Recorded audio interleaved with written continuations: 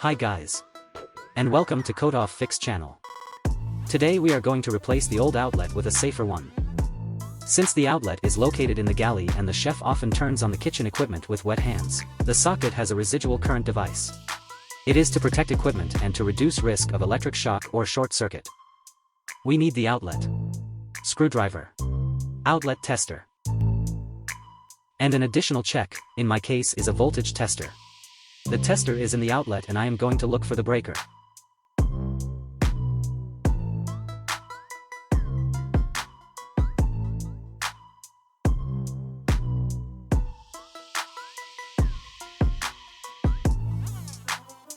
This tester has short circuit test function. The old outlet did not have a protection against it, but the new one has it. No power. When there is power, the tester constantly has a light indication.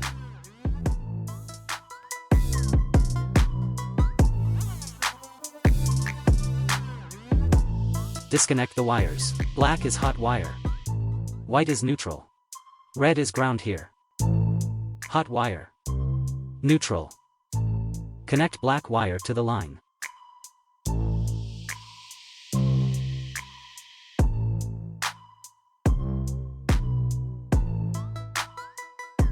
White connect to the other side. Here is ground.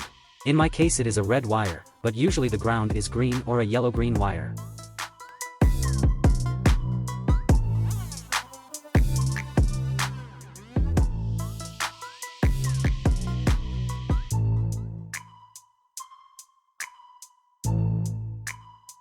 Let's turn on the breaker. You can see that the green light is on. We can check with the outlet tester as well. If we plug in some faulty device or touch the outlet with wet hands, outlet turns off automatically. With this tester we can simulate these conditions. Outlet turned off.